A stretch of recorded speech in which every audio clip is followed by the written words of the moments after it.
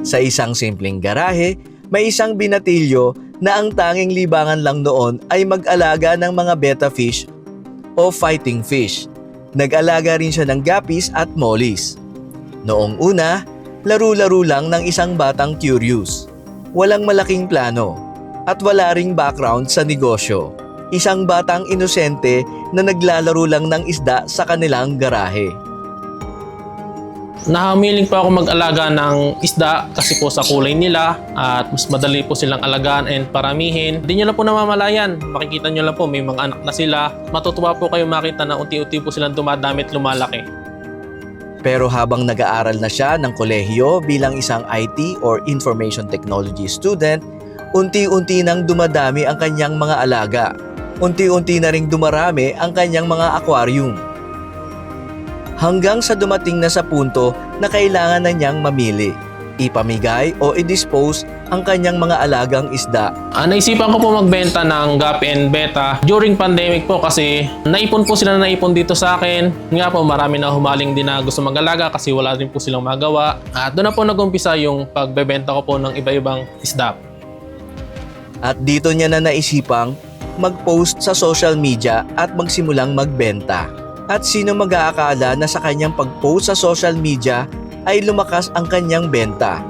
Dumami ang demand at umabot muli sa punto na kailangan na naman niyang mamili. Ituloy ba ang kanyang pag-aaral o yakapin ang oportunidad na nasa harap niya na magkaroon ng sariling negosyo? Ang ating episode ngayon ay isang binatilyo, batang-bata. Nung nagsimula, 18 years old, ngayon 24 years old ka Yes na. po. Ay nagkaroon ng hobby na sino mag-aakala na ito ay pwedeng-pwede palang maging negosyo na kayang-kayang mag-supply sa Luzon, Visayas, Mindanao at nanalo pa ng mga kompetisyon. Hindi naging madali ang desisyon, lalo na sa isang pamilyang walang background sa negosyo. Pero sa tulong ng suporta ng kanyang magulang, pinili niyang subukan. Pinili niyang magtiwala sa kanyang nasimulan. Maliit na espasyo na sarili niyang garahe. Sa mga nakakakita po ng mga cutaways, napakasimple po ng sistema nila dito. Isa po kayong napakagaling na ehemplo para sa ating mga kabataan. Dito niya binuo ang isang sistemang kanya lang at siya lang ang nakakaintindi. Hindi perpekto, hindi ingrande, pero gumagana. Dito niya mas nakilala ang galaw ng bawat isda, ang tamang timpla ng tubig, ang tiyaga sa pagpaparami, at higit sa lahat, ang disiplina. So, ang tubig nito medyo green na. Yes po, green water po. Bakit green? Kasi kaya po nag-green yung tubig nito kasi direct sunlight po. Yung iba ayaw ng green water pero ang totoo po maganda po yung green water kasi po may natural na spirulina. Nakakatulong po sa isda na mapaganda yung coloration and health po nila. Mas lalong-lalo na sa mga beta. Yes po, betta, gapi, kahit anong ornamental fish po na Kailangan green fresh water. water. Yes po. Hindi lang basta pagpaparami ang ginawa niya. Pinili niyang pagtuunan ng panahon ang mga show grade, rare at mga bagong klase ng mga guppies, mollies at betta fish. Mga isdang may kalidad at mayroong demand. At doon siya na iba, unti-unting nakilala at unti-unting hinahanap ang kanyang mga isda. Mula sa kanyang simpleng sistema sa kanyang garahe, sino mag-aakala na nagpapadala siya sa iba't ibang panig at sulok ng Pilipinas? Na at a very young age, yung kanyang hobby ay naging negosyo na rin na nagsusupply na sa Luzon, Visayas, Mindanao. Simpleng garahe, naging isang tunay na kabuhayan. Hindi man ingrande ang setup, DIY, pero simple at siksik sa diskarte.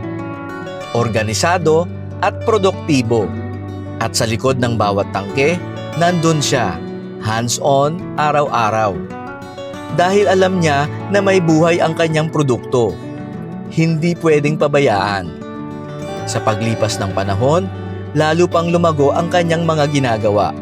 Mas dumami ang orders, mas tumibay ang sistema, mas naging malinaw ang direksyon. At sa mga magbi-business po nito, control lang po sa sarili na pag po nakabenta kayo, wag po munang deserve ko to. Ang kailangan nyo po, invest nyo po muna ulit yung una nyo na pagbentahan sa new strain na paparamihin nyo para mas tumaas po yung inyong market. Pero minsan, kahit maayos na ang lahat, para sa binata, parang may tanong pa ring bumabalik, para saan ba talaga ang ginagawa ko? At doon nagbago ang direksyon ng kanyang kwento. Sa kabila ng kanyang tagumpay na pinili ang kanyang negosyo, kesa sa pag-aaral, may mas malalim siyang nararamdaman. Isang panawagan. Para sa kanya, hindi sapat na umunlad lang mag-isa. May mas malaki pa siyang gustong paglingkuran. Sa ngayon, hindi na gaanong marami ang kabataang handang magmahal at ipagtanggol ang bansa. At doon siya nagkaroon ng bagong desisyon. Isang desisyong hindi madali. Iwanan ang negosyong pinaghirapan, iwanan ang sistemang siya mismo ang bumuo para tahakin ang landas ng paglilingkod. Ngayon, siya ay nagsasanay upang maging isang sundalo. Hindi dahil kailangan niya, kundi dahil pinili niya. Pinili niyang sundin ang kanyang paniniwala. Pinili niyang magsilbi sa bayan. At sa kwento niya, makikita natin na ang agrikultura, kahit sa maliit na backyard, hindi lang basta pagkakakitaan. Ito ay nagtuturo ng disiplina, nagtuturo ng responsibilidad, at humuhubog ng pagkatao. Mula sa isang batang curious na laro-laro lang, hanggang sa isang negosyanteng nagsumikap, ngayon isang Pilipinong handang magsilbi.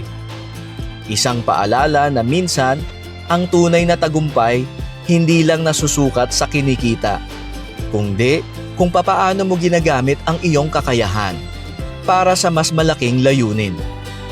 Dahil sa huli, lahat tayo may kanya-kanyang landas.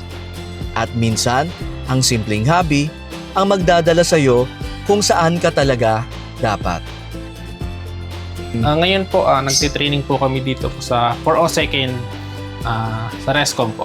Ayun, no? So, matikas. Salute. At good luck sa iyong plano na pumasok sa serbisyo. Thank you. And sa iyo ngayon sa business na ito na naging yung dati mong hobby ngayon ay full-time business. Yes po.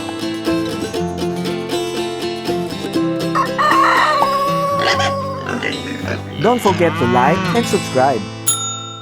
Hi, I'm Edward Platero, also known as EP Beta and Gapi. And dito po ako matatagpuan sa Luksuin, Ilaya, Alfonso, Cavite. Nag-aalaga po ako ng mga beta fish and gapi fish, kahit ng ano pong ornamental fish na gusto nyong alagaan po. 6 na taon na po ako nag-aalaga ng iba-ibang ornamental fish dito po sa aming grahe. Ngayon po, 24 years old na po ako. Nag-umpisa po ako siguro 17 or 18 years old po ako nag-umpisa mag-alaga ng ornamental fish po. Sa 6 na taon po ngayon, yung 4 years po doon ko po tinutok yung pagnenegosyo sa kanila kasi po dumadami nga po sila. Mahirap naman po mag-keep nang hindi nyo ilalabas. Nakapagpunta na din po ako ng mga personal kong gamit dahil sa beta at gapi at hindi na rin po ako nahingi sa magulang ko ng pera. Diyan po nakakaturong din po minsan sa mga bills. Humahati po ako sa kanila pag po may ekstrang kita po.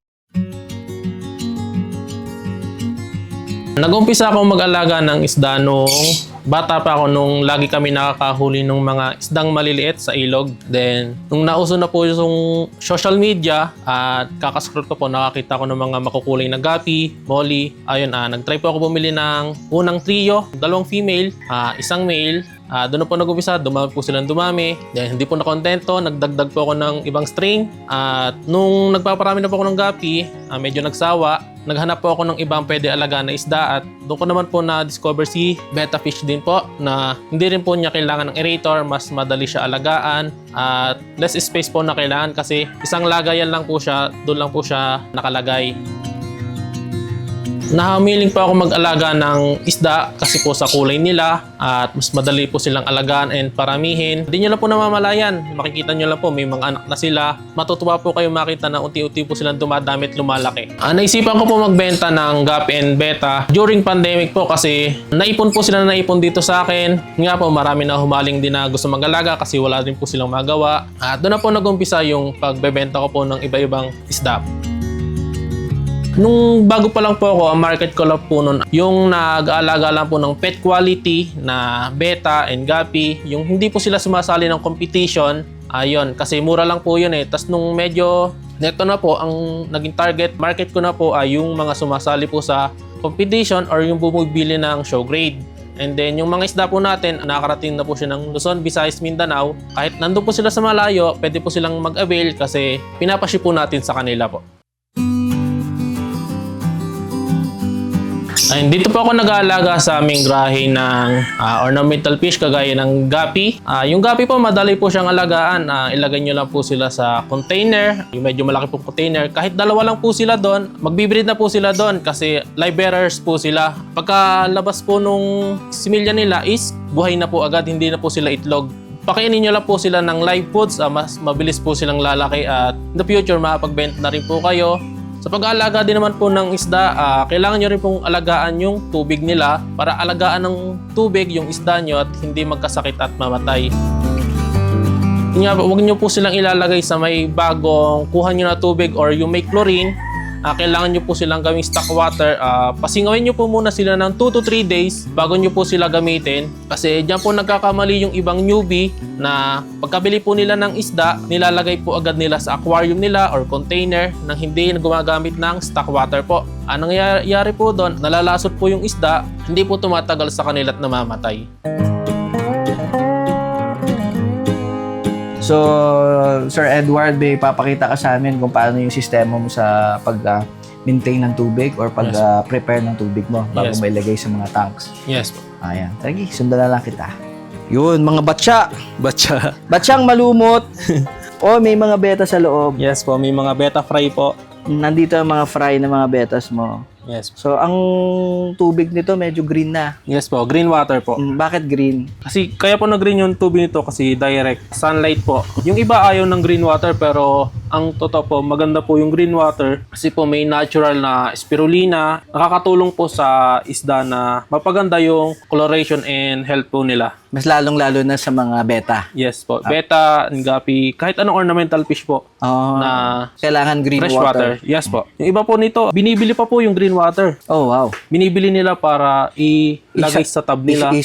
Ihalo sa tub nila Para para mas mag-starter. mapabilis yung ano Yes nila. po. Oh. So parang water conditioner mo na rin kung tutuusin. Natural water conditioner na rin po. Oh. Tas kung Kung nabibili ang tubig? yung iba binebenta na sa akin free. Yung nabibili po nila yung sa plastic ng yellow po. 100 pesos, tatlong ganun. Oo, talaga. Yes po. Pero kung ayaw nyo naman po ng green water, may technique naman po yan. Kaso yung iba, mali yung ginagawa nila.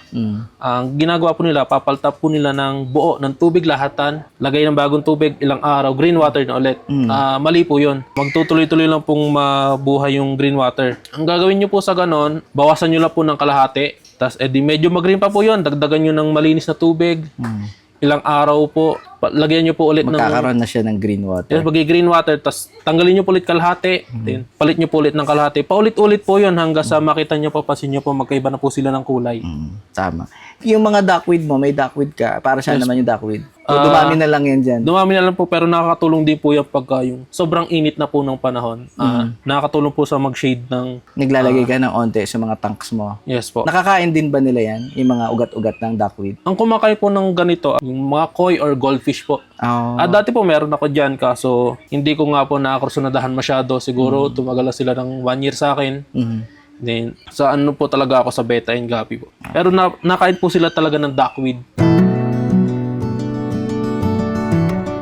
Ang natitira ko po strain dito kasi inalis ko po yung iba ko strain kasi mahirap po mag-keep ng madaming strain. May 5 po ako natirang strain na Wild Koi Short Body, Tuxedo Koi Short Body, Glass Belly, Tuxedo Koi, Santa Claus, and Dwarf Blue Panda po. Sa ngayon po sila po yung naging bestseller kasi sila po yung hype na hype sa market ngayon. Kaya po sila yung tinira kong strain na paramihin at ibenta.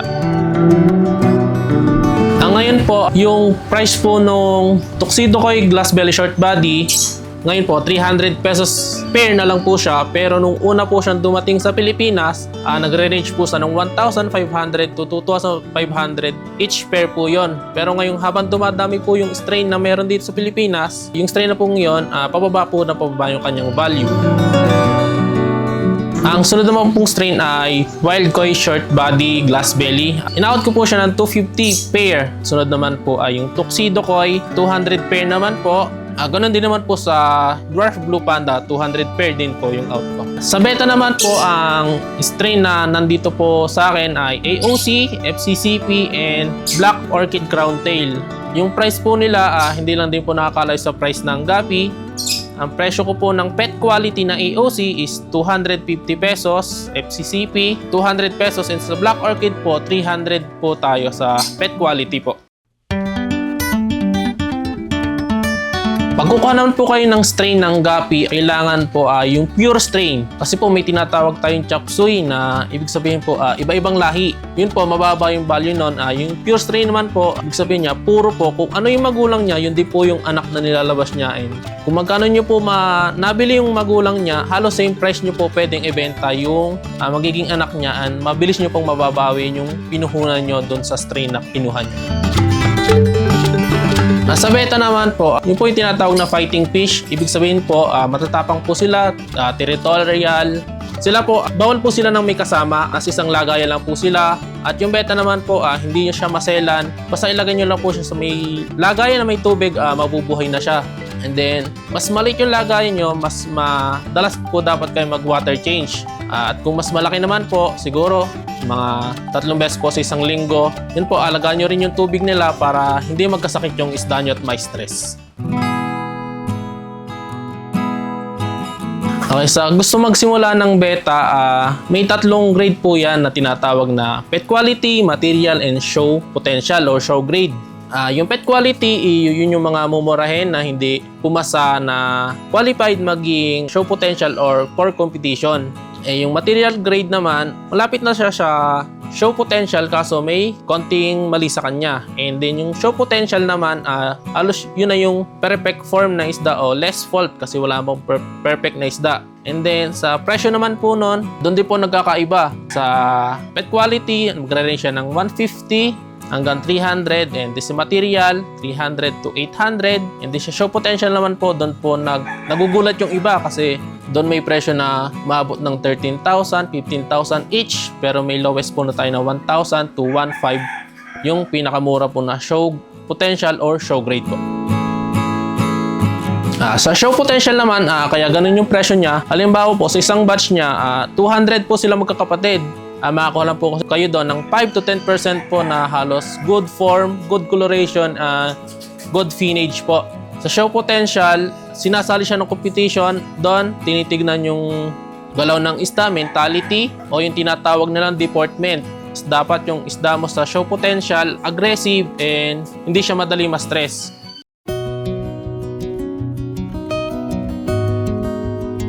May mga alaga na rin po ako na nanalo sa local show and international show po. Nakakalaban din po natin yung mga karatig bansa po natin na nag-aalaga din po ng mga beta.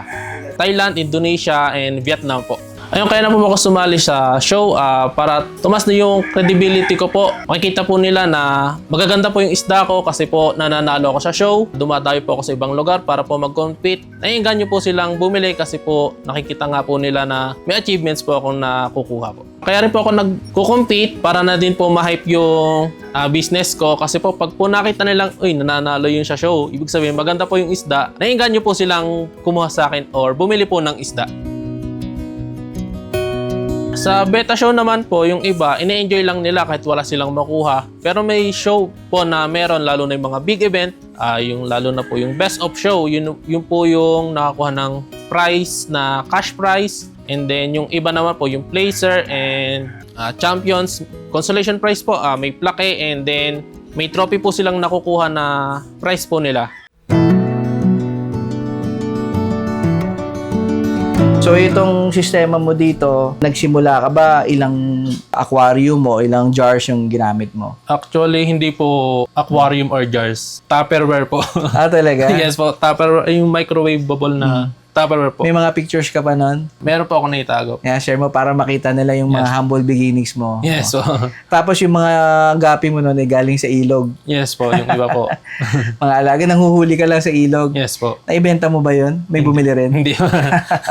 So, yung ano yung natutunan mo noon nung sa early years mo na nag-aalaga? Yung mga galing sa ilog, yung ba na-ibibreed mo rin? Ano yung parang naging learning stage mo sa simpleng pag-aalaga ng mga galing sa ilog? Yung natutunan ko po sa mga isda na galing sa ilog, doon ko po natutunan yung basic breeding. Na doon ko po nalaman na possible pala magparami ng gapi kahit sa simpleng lagayan. Tupperware. Yes po, Tupperware. Doon na po ako nag-umpisa na humaling. Then, nag-upgrade na po ako ng may strain na gapi. Magandang quality na. Yes po. Doon na nagsimula. Yes po. Doon na nag-umpisa.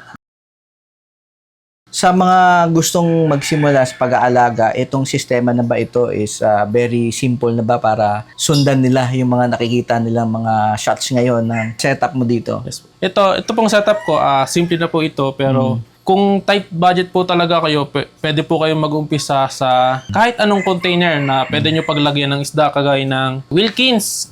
Putulin nyo lang po yung taas nun, lagyan nyo ng tubig, then lagay nyo si gapi. Pwede na po sila mag-breed doon at magparami po.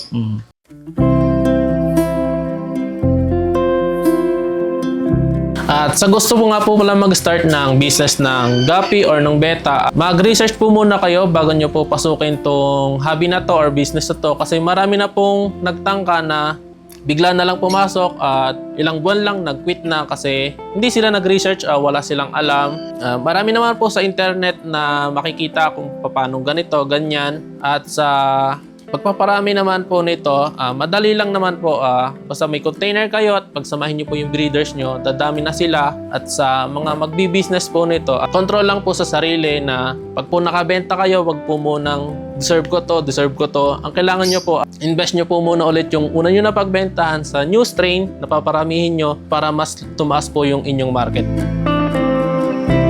Sa mga suki ko customer na thank you sa pag-avail nyo. Sa gusto pong bumili, pwede nyo po ako i-follow sa aking TikTok account, ipbeta and gapi. Pag pinalo nyo po ako doon, makikita nyo po yung iba kong post din and nagla-live din po ako doon na makikita nyo po yung mga binebenta kong isda. Pwede nyo rin po akong i-follow sa Facebook, Edward Platero, and pwede nyo rin po akong kontakin sa cellphone number po. Number ko po is 0912-17-34730. Ayun nga, shoutout sa inyo mga Team Ratbo. Huwag po kayo mano kasi yung double meaning po yung Ratbo kasi yung iba mga Bisaya. Sila na po nakakalam ng meaning ng Ratbo kasi yung iba ko po mga ka-team, mga taga rito is mahihilig uminom. Kaya yun po yung tinawag na na sa team namin po. At sa dati kong team, Beta Ahoy, shoutout sa inyo. At ako rin po yung former team president po doon. Pero sa team ko po ngayon, ako po yung team main breeder and advisor po nila.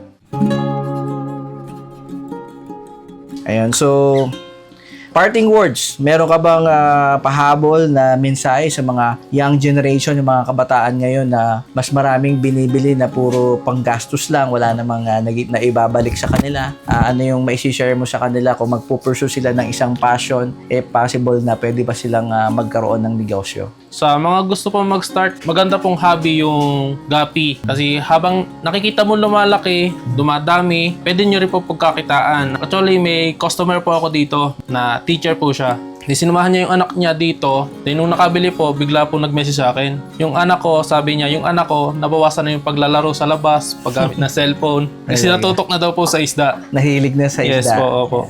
Ang kagandahan po sa pag-aalaga ng isda, yung nawiwili ka na, naalilibang ka na, at the same time, pwede ka pang kumita. Yes. Ayan. So agree ka ba sa agree, Edward? Agree sa agree. Approve. Don't forget to like and subscribe.